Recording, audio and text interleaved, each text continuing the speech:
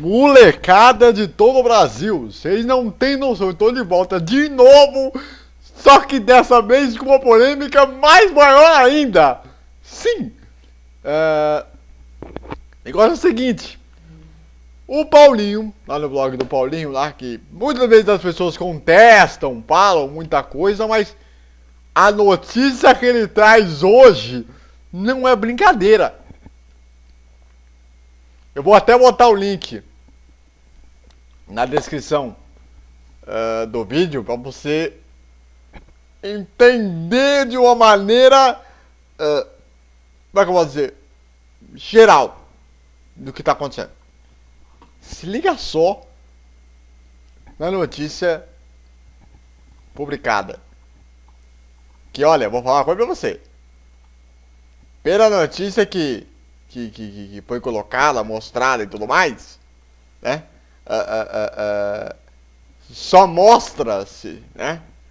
Que o quanto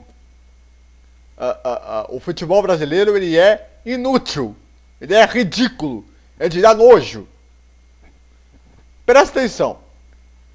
Todo mundo sabe aí, né, do advogado aí, né, o tal do Oswaldo Cestariário, né?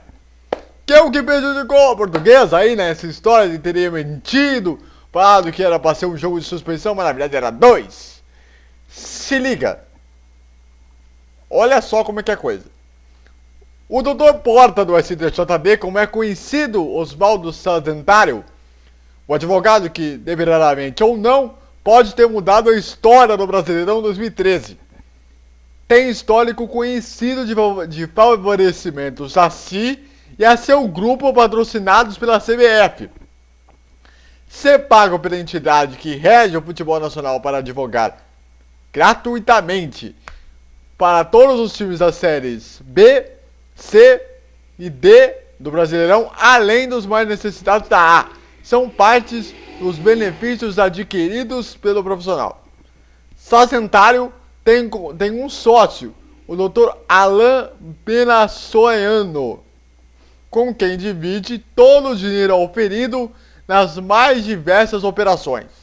Segundo Paulinho, diz aqui no blog, fala aqui que acredita que 10% do montante seria destinado ao caixa 2 da CBF.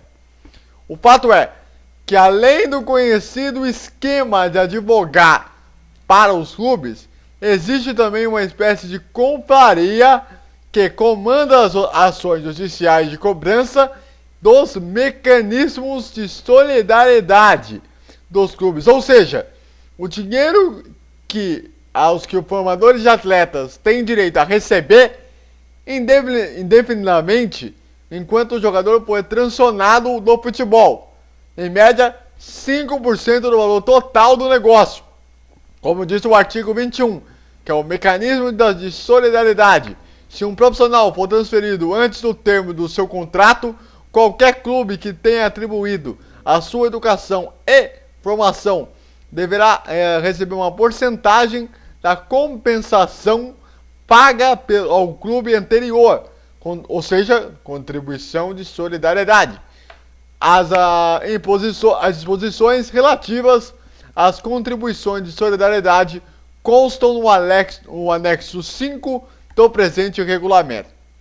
Aí, o Paulinho prossegue dizendo o seguinte, que esse procedimento tem a participação de funcionários da CBF, que fornecem informações privilegiadas das referidas transações aos advogados, que deveriam antes ter sido repassadas às federações, para depois os clubes serem avisados. Forma-se então que há uma espécie de cartel que inviabiliza a atuação dos outros profissionais de direito, né? No caso de advogado, para a CBF, já que os clubes são contratados pela turma de sedentário e coagidos com a utilização do nome da CBF a contratá-los.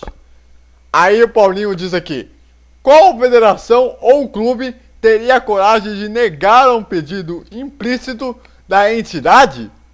Aí ele fala aqui que, segundo o Paulinho diz na notícia, que facilitam a ação da dupla referida, os seguintes funcionários da CBF: Eduardo Quadros, o Duda, Cristina, Dr. Armilar e Dr. Nomando, do jurídico da CBF, Luiz Gustavo de Vieira de Castro, diretor de registro da CBF, desde os tempos de Ricardo Teixeira, segundo o Paulinho diz aqui, envolvido em denúncias como a dos casos de Júnior e Sheik, comprovadas, né, pelo Paulinho no blog recentemente, de falsificação de transferências de jogadores. Aí ele prossegue aqui dizendo o seguinte: assim, um atleta que é negociado ao exterior e a informação chega na CBF, os funcionários Duda e Cristina, além do advogado Amilar, recebem as cópias das documentações, inclusive o passaporte do jogador. Na sequência, eles são contratados os advogados do esquema: Osvaldo Sadentário, Alain Beliciano e Normando, que se carregam de ligar para as federações que detêm o direito do recebimento, oferecendo seus serviços. Pela lei, se os clubes não forem notificados a tempo de solicitar o mecanismo de solidariedade, 100% do montante é destinado aos cofres da CBF. Olha o detalhe. Ou seja, a informação e a manipulação e os contratos a serem feitos ficam a cargo de 3 pessoas, que, de acordo com a conveniência, decidem os destinos dos recursos, que nem sempre são reclamados. Isso é o comentário mais louco, né? É algo que não dá para entender o que se passa, né? Aí, quando você pensa que você já viu de tudo, se liga só. A galera foi pesquisar também informações, né, para passar pro Paulinho. E teve um leitor aqui, o tal de Gustavo, que falou o seguinte: que olha como é que são as coisas. Teve aquela história da expulsão do André Santos, né, do Flamengo. Só que tem um detalhe: não existe a ideia de botar para cumprir suspensão no Campeonato Brasileiro. Ele tem que cumprir a suspensão na Copa do Brasil no ano seguinte. E lembrou que o Kleber, atacante do Grêmio, foi julgado no dia 28 de novembro de 2013. E jogou pelo Grêmio contra o Goiás no último dia 1º de dezembro, na vitória do time gaúcho por 1-0 contra a equipe do Goiás. CBF e STJD ficaram quietinhos da história. Ou seja, o que, além de toda essa situação, teve mais 8 jogadores do Campeonato da Copa do Brasil que foram expulsos da Copa do Brasil, mas que não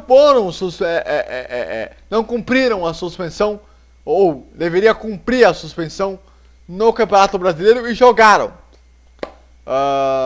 E um detalhe: com toda essa situação toda, mostra que isso foi uma armação planejada dentro do Fluminense, já que o diretor jurídico da CBF é ex-dirigente do clube.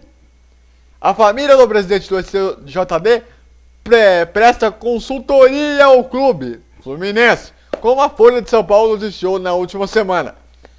Além disso, o advogado da Portuguesa, que claramente sabotou o clube, passando informação falsa sobre a quantidade de jogos do atleta, quando de praxe era comunicar-se por e-mail e não por telefone. E detalhe: é contratado pela CBF e a publicação do editorial com o resultado do julgamento aconteceu na sexta-feira, dia 6/12 de 2013. Só que, só na segunda-feira foi publicada para todos saberem, né, o que tinha acontecido, para não correr risco de alguém da Portuguesa consultasse o site do STJD e descobrisse que o atleta teria sido suspenso por 2 jogos e não uma partida, como totalmente o advogado havia havia dito. Então aí fica a polêmica no ar. E mais uma vez, vou colocar a descrição aqui do vídeo para você ver e tirem suas conclusões, porque esse fato vai dar uma polêmica desgraçada. Grande abraço e até mais.